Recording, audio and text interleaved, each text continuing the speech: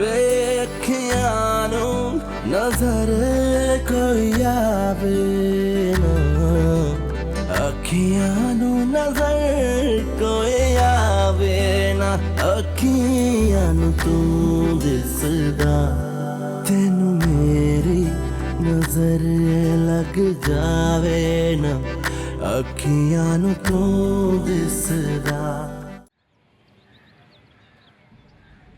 مهرنگار چطوری؟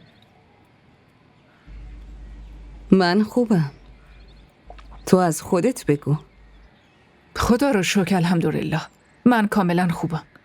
تو بگو پسرت چطوره؟ شنیدم با مردم جنگ و دعوا را میندازه. بیلو خوبه. براش زن بگیر ازدواج کنه سر عقل میاد. طاهره یه سری مسائل هست که با ازدواجم حل نمیشه. پس چی کار میکنه؟ میخواد مردمو بکشه سرشونو ببره چی کار میکنه؟ تو بیلو رو ول کن. من که اونو یه کاریش میکنم. خبرداری چه اتفاقایی داره برای گلسوم میفته؟ چه اتفاقی داره براش میفته؟ خدا رو شکر خونی خودشه کاملا صحیح و سالمه خدا رو شکر. همین دیروز حاج خانوم با هم تماس گرفت که گلسوم بهش گفته دوست داره اونم بچه دار بشه. گلسوم خودش هم پشت گوشی باهات حرف زد؟ نه همین چند روز پیش خونش بودم و دیدمش. آها که اینطور. پس تو بودی گذاشتی با بلال حرف بزنه. آها تو اومدی درد پسرتو به هم بگی؟ نه خیر طاهره. همین چند لحظه پیش من با اون تلفنی حرف زدم. تلفنی با تو حرف زد؟ برای حرف نزدن با ما که دنبال بهونه است. تو دستشویی در رو قفل کرد و با هم حرف میزد اونم با گوشی هارون. و اونطور که هارون داشت در رو محکم میزد الان فکر کنم داره به بدترین شکل دختر تو رو کتک میزنه. خواهش میکنم جناب شیخ خواهش میکنم. باشه بابا باشه گریه نکن. بگو ببینم چی شده. بگو. جناب شیخ حتی نمیتونم به زبون بیارم اون چه متقبی داشت میگفت. یعنی داری میگه که اون میگفت که من میخوام بلال تو رو بکشه و اینکه منم باش عقد کنم. همین حرفا رو داشت میزد دیگه. نه خیر پسرمون نمیگفته بلکه اون شیطانی میگفته که الان باش هست. جناب شیخ من که میگم به اون جایگاهشو نشون بدین. اون لیاقت این مقامو نداره. اون نمیتونه باره این مسئولیتو به دوش بکشه. توانشو نداره. تو این تصمیمو میگیری؟ نه خیلی جناب شیخ نه خیلی من کجا جرأت میکنم. من فقط دارم میگم این نافرمانی هایی که اون داره میکنه رو نمیتونم تحمل کنم. وقتی من میتونم تحمل کنم تو چرا نمیتونی؟ جناب شیخ من ضعیفم. من بی‌ارزشم. من که کاملا ناقصم. فقط اینو میخوام که شما فقط شما باید ببین این یه امتحان. این امتحان پسرم باشه. از همین داره ایمان تو معلوم میشه. عقیده تو همینجا معلوم میشه. اما من چه نهایت مرید دارم اما من چرا به اون ارزش میدم؟ چون اون جایگاهش متفاوته. خیلی خوب حالا اونو بفرستش پیش من باش حرف میزنم. بله چشم از یه طرف شما از یه طرف من این وسط گیر افتادم چی کار کنم؟ کجا برم جناب شیخ؟ باشه بس کن گریه نکن کافیه دیگه. همه چی درست میشه. من هستم مگه نه؟ اجان بارو بفرستش اینجا. دست و صورتت هم بشور برو. اینجوری نبیننت باشه؟ چشم.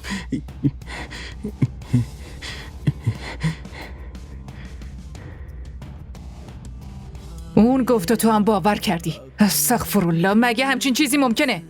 تو چی فکر کردی؟ اون برای من داستان گفته. داستان نیست پس چیه؟ حضرت پیر حبیب الله رو منبر میشینه، پادشاه صاحب مقامه، یه مرید یا خدمتکار ساده نیست. پس چرا اون این داستانو برام گفته؟ دیروز به مینو، امروزم به من. آدم ها گاهی وقتا اینجوری میشن. به خود منم گاهی وقتا میگه نمیدونی چه فکرای الکی به سرم میزنه. من خودم گاهی عصبانی میشم. یه چیزی به من بگو، اگه توی فکر جناب شیخی همچین چیزی بود، پس اون چرا خودش با گلسوم عقد نکرد؟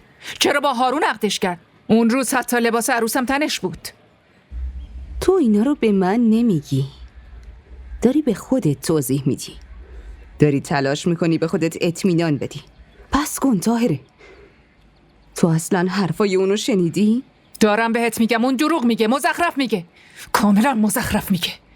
راست و دروغ همیشه مثل همن طاهره، فرقش فقط توی لحن آدم هست. تو فقط حرفشو شنیدی، لحنشو نشنیدی، اذیتشو حس نکردی. و اگر نه با گفتن داستان کی مثل ابر بهار گریه میکنه ها؟ چه خبر زنده داشت؟ رابه، اینم همون حرفی رو میزنه که مینو میزد. خدایا تو این دختر رو از رو زمین بردار. این واسمون آبرو نذاشته. نه رابه، گلسوم خودش با نگار حرف زده. زنده داشت، برید و دهن دخترتون رو ببندین، محض رضای خدا خفش کنین، وگرنه اون هر روز به یکی زنگ میزنه و دیگه آبرویی نمیمونه که به مردم نگاه کنیم. با بستن دهنش هیچی نمیشه. طاهره، محض رضای خدا برو و دخترتو از اونجا بیار بیرون، وگرنه اون یه بلایی سر خودش میاره. قبل از این که این روزو میدیدیم کاش میمرد. در ضمن شما چرا تو مسئلمون دخالت میکنین؟ این مسئله خانوادگی ماست. شما لطف کنید و از اینجا برید. این مشکل خودمون و خودمون حلش میکنیم. شما لطفاً از اینجا برید. تو برو، من میخوام باهاش حرف بزنم. شما چه حرفی میخواین باهاش بزنیم؟ این که از اولش هم با بزرگای ما مخالف بوده. دارم بهتون میگم که لطف کنید و از اینجا برید. هیچ وقت هم دیگه پاتون رو اینجا نذارین. خواهش میکنم همین الان از اینجا برید. ما نمیخوایم این داستان راست و دروغتون رو بشنویم. طاهره، بین این داستان راست و دروغ دختر خودت قرار داره. تو خودت نمیدونی میخوای کیو نجات بدی.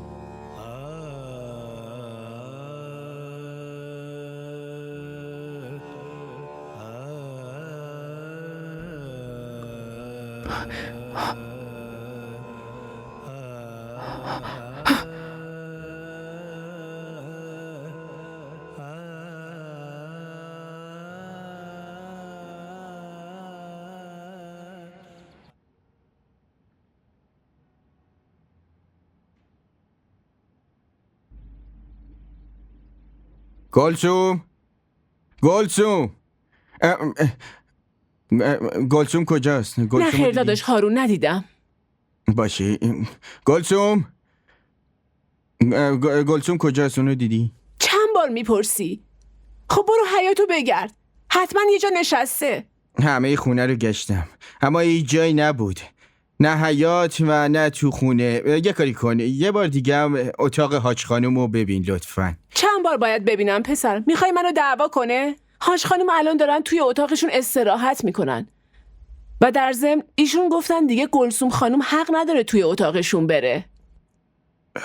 پس اون کجا میتونه بره؟ خب برو بیرون رو بگرد، شاید از خونه بیرون رفته. تو به کار خودت برس، من خودم دنبالش میگردم. گلسوم حالا شما بگین اونو کجا فرستادین؟ کدوم در مخفی رو بهش نشون دادین ها؟ شما از همون اولش میخواستین اون از این خونه بره، نمیخواستید حتی قیافش هم ببینید. یعنی تو داری میگی من توی خونه خودم کار دزدکی شما میکنم؟ هر کاری میتونید بکنید، هم از سر عشق هم از سر نفرت. داری اشتباه میکنی. شما آبروی منو بردین، واضح بهم بگین اونو کجا فرستادین. این چه طرز حرف زدن با من؟ همینطوری حرف میزنم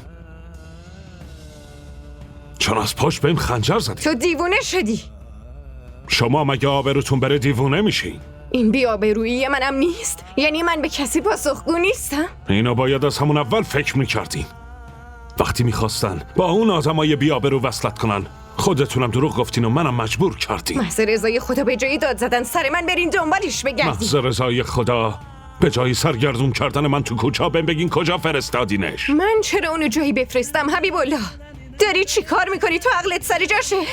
من از دیروز بهش لعنت میفرستم. داستان سر هم کرده، به شما هم همونا رو گفته. مطمئنم شما هم از خونه بیرون انداختینش. چه داستانایی؟ شما که از اولش هم قصد داشتین اون از این خونه بره، الانم که بهونه‌شو پیدا کردین. خدای من چه داستانی، چه بهونه ای؟ آخه تو چی داری میگی حبیب الله؟ هاش خانم اجازه هست؟ نه فعلا برو، ما داریم حرف میزنیم. خانم کوچیک خواب هستن.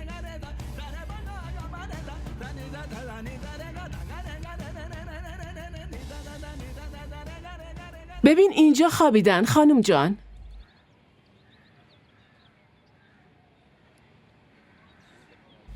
گلسوم، گلسوم،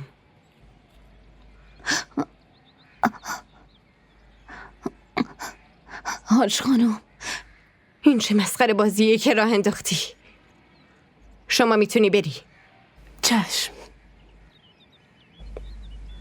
تو جایی بهتر از این توی خونه پیدا نکردی که بخوابی؟ دنبالش میگشتی، شاید جای بهتر از اینجا پیدا میکردی. چند روزی بود که نتونسته بودم درست بخوابم، واسه همین اینجا خوابم برد. باید از همون روز اول کاری میکردم که حساب همه چی دستت بیاد. من الکی مقام و منصب بهت دادم، چادرمو سرت انداختم و تو رو برابر خودم و خواهرم دونستم. خواهر بزرگم راست میگفت که تو یه دختر معمولی رو میخوای با دختر یه شخصیت بزرگ یکسان بدونی؟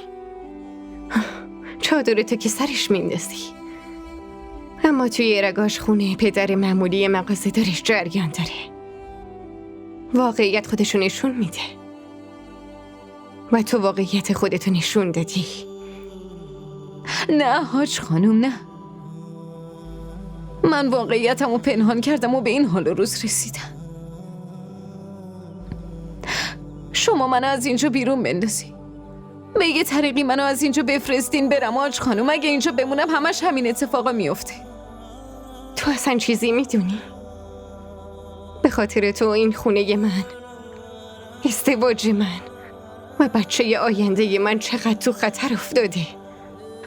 نه خیر حاج خانم، اتفاقا من این کارا رو برای شما میکنم، برای حفظ ازدواجتون، حفظ خونتون و حفظ بچه‌تون.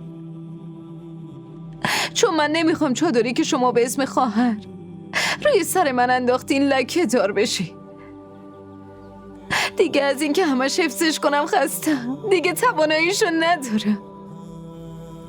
که اینطور؟ پس این کارا رو به خاطر عشق به بلال میکنی؟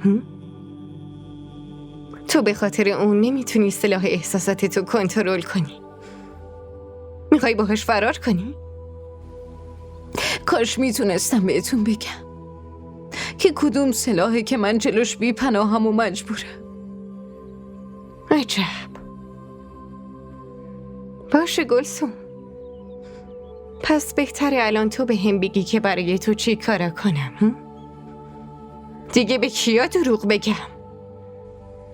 شما دیگه نیاز ندارین دروغ بگین حاج خانم،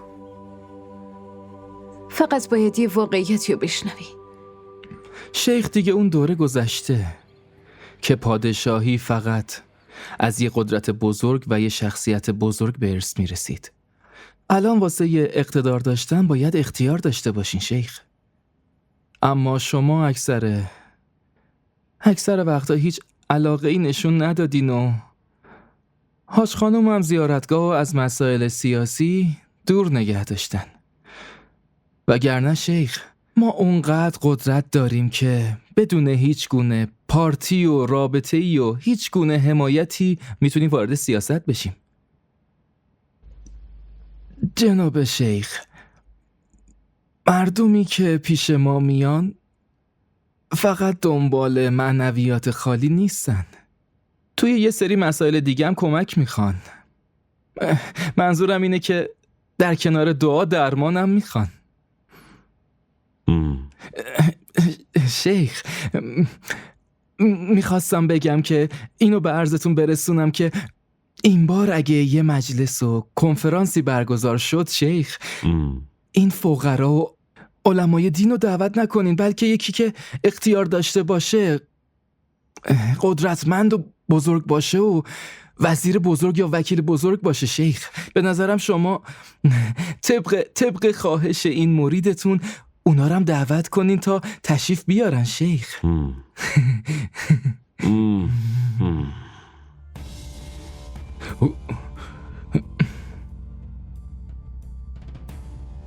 خانم چی شده؟ شما چرا اینطور بدون حجاب با این وضع اینجا آمدی؟ از شما بعیده؟ وقتی مرد خودش از سر زنش چادر و عزتش رو برداره، پس اون دیگه نگران مردای غریبه نیست.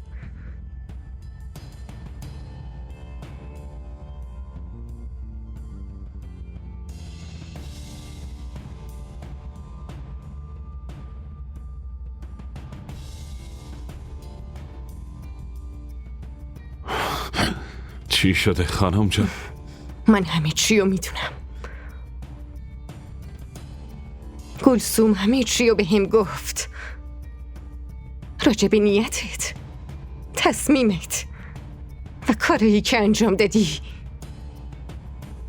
من فکرشم نمی کردم حبیب الله که رو منبر پاک و مقدس بشینی و همچین نیت زشت و پلیدی داشته باشی. هیچی نتونست مانعت بشه؟ ها؟ نه آبروی بابات، نه پاک دامنی مادرت، نه محبت بی حد و مرز من. هیچی نتونست مانع این افکار شومت بشه؟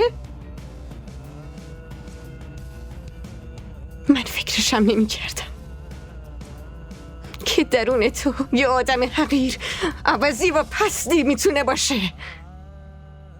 نه خیر حبیب الله، تو لیاقت این منبر رو نداری. تو اون گناهانی هستی که شاید بابا یا پدر بزرگت گاهی مرتکب شدن. تو نفرین اون آدم دلشکسته‌ای هستی که اون به پدر بزرگم داده حبیب الله. یا شاید هم تاوان غرور کسی هستی که یه زمان و موقعیتی بزرگای ما مرتکب شدن. روی این منبر اگه یه آدم معمولی هم میشه چنین کار پلیدی نمی کردم و تو چطور تونستی این کارو کنی حبیب الله؟ من به عنوان زنت شاید واسه این گناه تو رو بتونم ببخشم، اما اون توهینی که به بابا و بابا بزرگم و به این جایگاه کردی رو هرگز نمیتونم تحملش کنم، نمیتونم. شما چی میخواین؟ میخواین از این جایگاه کناره گیری کنم؟ من خودم از این جایگاه کناره گیری میکنم. اگه شما به حرفای اون دختر اعتماد کنه این دیگه حق زنده بودن ندارم. همه این چیزها رو تمومش میکنم. این پیوندها، این جایگاه ها و این اذیتو که شما رو مجبور کرده بدون پرده و حجاب پیش یه مرد غریبه بیاین و جلوی من وایسین، همه رو محکوم میکنم. پس یعنی اون دروغ میگه؟ نه خیر، اون دروغ نمیگه. اون که یه دختر پاک دامن، بیگناه و معصومه، اون چطور میتونه دروغ بگه؟ اون دختری که به فکر آبروی پدر و مادرش نشد، چرا به فکر آبروی من باشه؟ همین چند لحظه پیش بهتون گفتم حتما اون یه داستانی سرهم کرده و شما از یه در مخفی فرستادینش بیرون. این داستانا اون به همه گفته، به هارون، مینو، مرنگار و نمیدونم دیگه به کیا و کیا. به این داستانش هیچ کس اعتماد نکرد جز شما. برای این بدگمانی تو فقط یه پاسخ دارم که من به زندگیم خاتمه بدم. حبیب حرفمو گوش کن. حبیب لطفاً به حرفم گوش کن. نه خیر، دیگه نمیخوام چیزی بشنوم. نه چی میگه؟ بلم کن. چی میخوای؟ بلم کن، برو اون بر.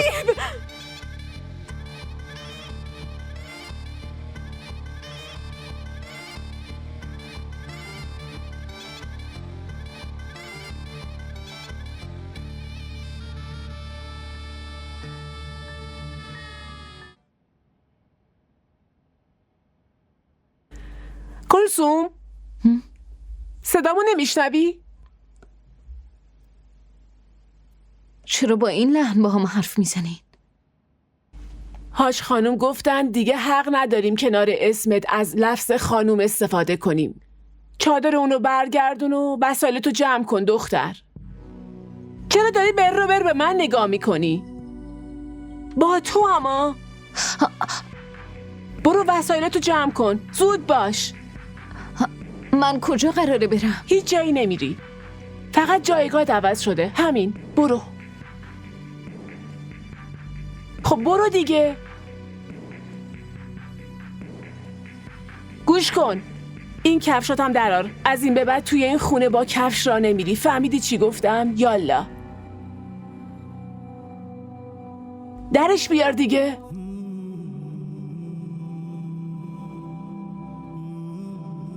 مگه صدامو نمیشنوی؟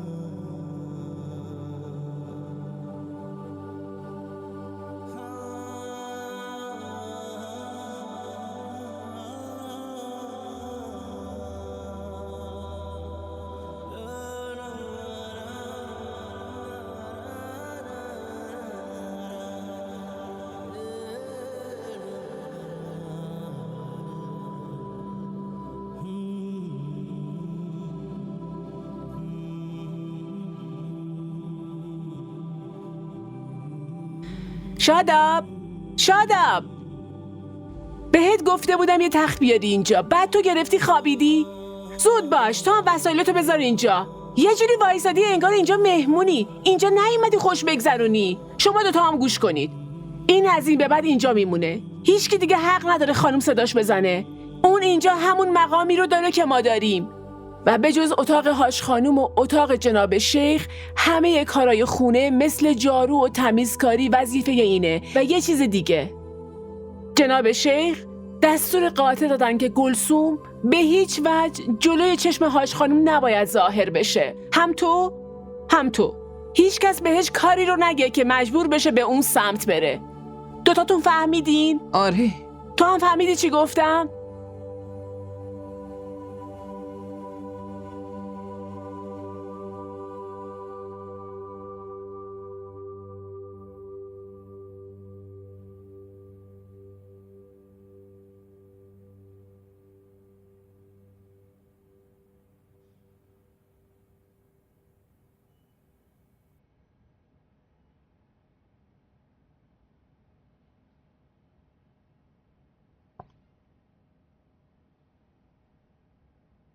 بهش جایگاهشو و کاراشو توضیح دادی؟ بله جناب شیخ. به این غذا و نوشیدنیای ما هم نباید دست بزنه. نمیدونم تو مغزش چی میگذره، نشه که یه وقت یه چیزی تو غذا بریزه. بله جناب شیخ. در ضمن اون نه کسی رو میبینه و نه با کسی حرف میزنه. به بقیه خدمه هم بگو که اینو بدونن. لازم نیست با اون صمیمی بشن و حرف بزنن. چشم جناب شیخ. خیلی خوب، برو.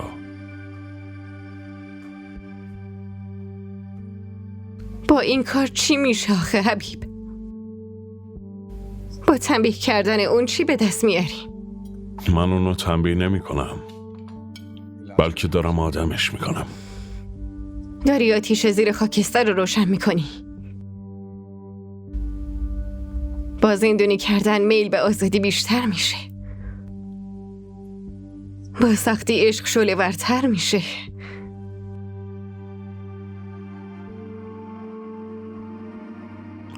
شما دارین به من تیکه میندازین؟ چرا اونو نمیفرستین خونش؟ راه حل اصلی همینه.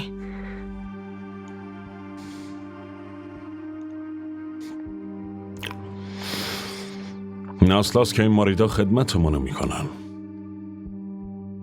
من چطور باشون رو بشم؟ این بیرون بره ما رو رسوا میکنه. بعد من چه جوابی دارم بدم؟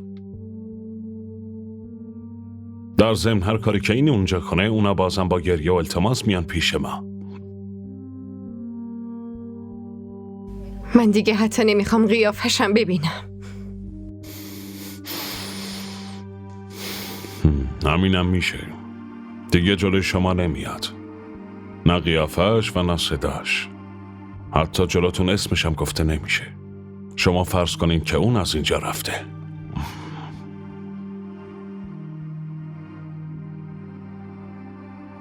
غذاتونو بخورین، سرد شد.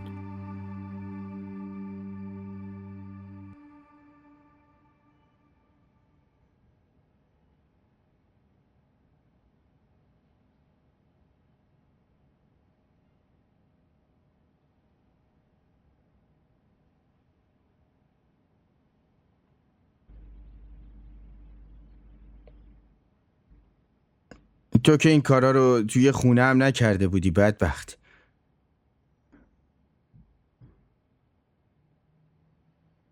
این اتفاقی که برات افتاده همش به خاطر کارهای خودته. آره، من به جای برده بودن تنبیه رو قبول کردم. این تنبیه نیست، تحقیره. حقارت تو برده بودنه، نه توی مخالفت کردن. تو به این رتبه و مقام میگی حقارت که به خاطرش مردم سالها پیش شیخ التماس میکنن؟ من مقاممو از بالا سری میخوام که جلوی اون حتی شیخ شما هم تعظیم میکنه. کاش تو اون شیطان رو از خودت دور میکردی که تو رو به این حال و روز رسونده. من با همون شیطان مخالفت کردم. پس خواهشاً این حقارت رو تحمل کن و زندگی تو با این تغییر بگذرون. شما چه جایگاهی دارین؟ اصلا به این فکر کردین؟ نه از خودتون اختیار دارین و نه رضایت، نه شخصیت و نه جایگاهی، نه احترام و نه حقارت. گاهی چشماتون رو باز کنید و ببینین که شما تو زندگیتون چه جایگاهی دارین.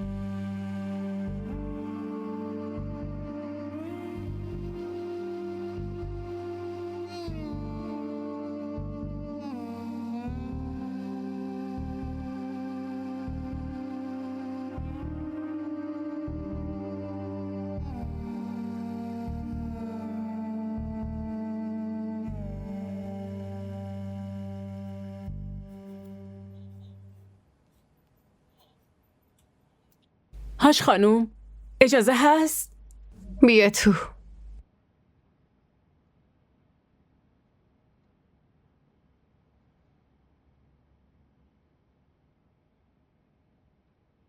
اینو بگیرید هاش خانوم.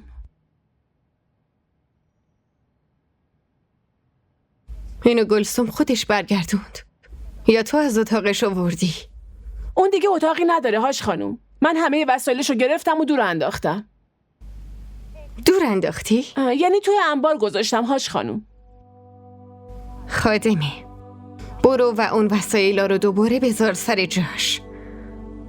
با اون وسایل نه تنها گلسوم که منم ارتباط دارم. چشم هاش خانوم.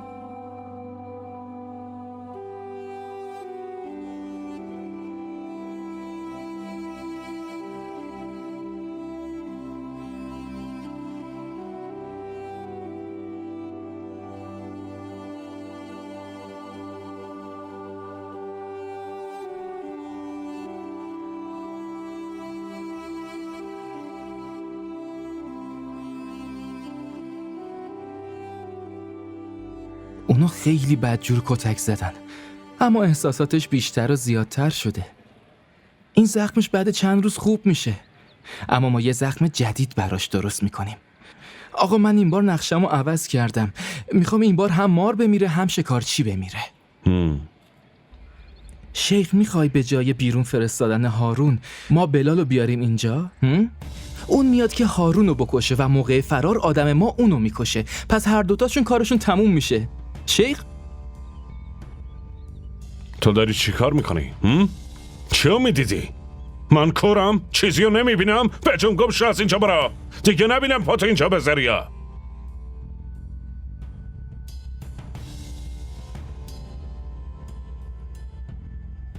تا هم برو تو زود باش.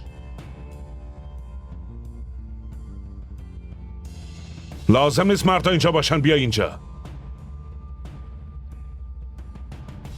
چی شده جناب شیخ؟ اون داشت یواشکی این زن رو نگاه میکرد. شیخ به من دستور میدادین سرزنشش میکردم، دعواش میکردم. من نتونستم تحمل کنم ولی آره نمیشه تحمل کردم، ما باید تحمل کنین شیخ. فقط چند روز دیگر تحمل کنین، بعدش دو دستی پیشتون التماس میکنه شیخ. ولی گوش کن، لجبازی این دختر واقعا دیگه از تحملم خارج شده. جناب شیخ، یه زن قبل از وادادن با تمام توانش خودشو کنترل میکنه، گریه میکنه، دعوا میکنه، سرزنش میکنه، داد میزنه، حمله میکنه. اما بعدش چی؟ سلاحشو میندازه زمین.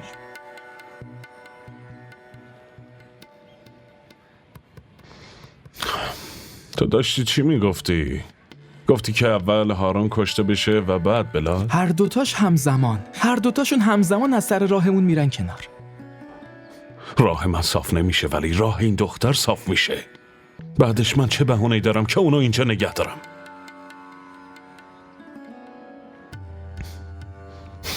بگذاریم، تو هیچ کاری نمیتونی کنی. از دست تو هیچ کاری ساخته نیست. فقط به چیزی که میگم عمل کن، همینو بس. چشم. با اینکه من خیلی خیلی خیلی تلاش کردم، هنوز شک خانم از بین نرفته. قبل گرفتن هر تصمیمی اونم باید مد نظر داشته باشم.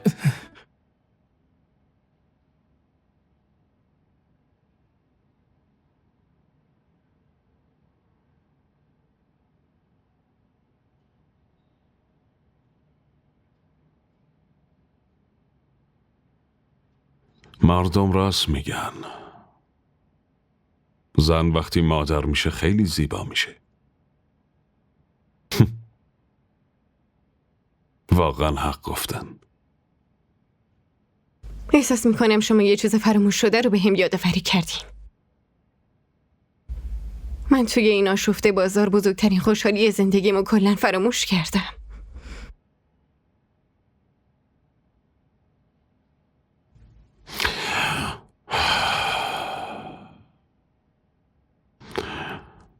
انقدر نباید به مردم سواری بدیم. به آدمای بی جنبه نباید لطف کرد. چطور فراموش کنم وقتی اون هنوز توی همین خونه است؟ با وجود نخواستنم گاهی وقتا حضورش اینجا احساس میشه. هر چقدرم گوشامو ببندم بالاخره از یه جایی صداش به گوشم میرسه. اونم دن داره این کارو میکنه تا شما دلتون براش بسوزه.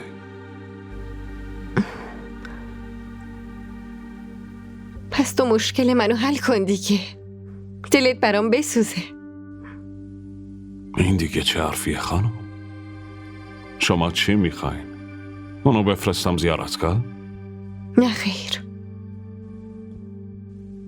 من اونجا میرم. تا دیروز که بدون منم نمیتونستین یه لحظه بمونین. الان میخواین منو تنها بذارین؟ چون با اینکه اینجا من وجود دارم بازم کنارم نیستی. پس اینجا موندنم چه فایده ای داره؟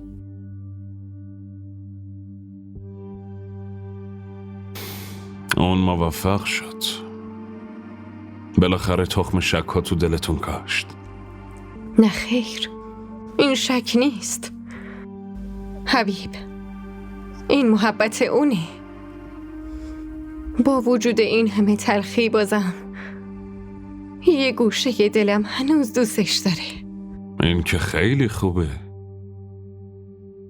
پیش شما هم هنوز گزینه بخشش برای اون وجود داره. یه چند وقتی بگذره و درست بشه شما بازم اونو کنارتون می نشونین. نه خیر، دیگه کنار من برای اون جایی نیست. اون درست بشه یا نشه من دیگه شکستم.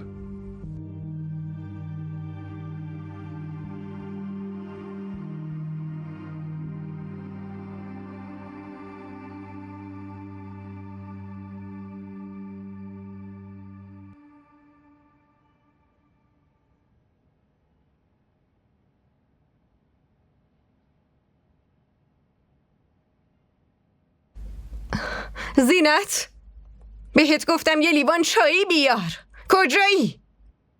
داری چی کار میکنی؟ هیچ کار.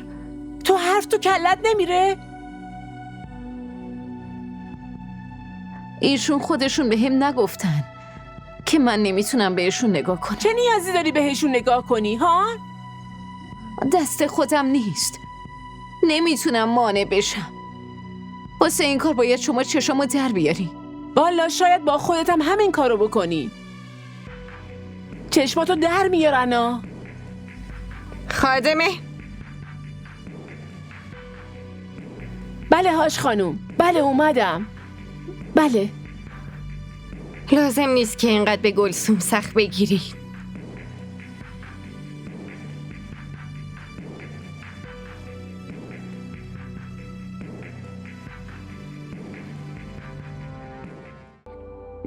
منم همه چیمو از دست دادم. خانوادم و مغازم و دوستام و همونطوری که یه ماهی وقتی از آب بیرون میاد میتپه، منم همونطوری میتپم. اما نمیتونم به کسی اینو بگم. این اتفاقایی که برای من میفته همش به خاطر تو میفته. من که دارم تاوان اون عشقی رو میدم که تو برای یکی دیگه داری. تو عاشق میشی و تاوانشو من میدم. مقام تو میگیری و حقارت رو من به دست میارم. من دیگه چی کار کنم؟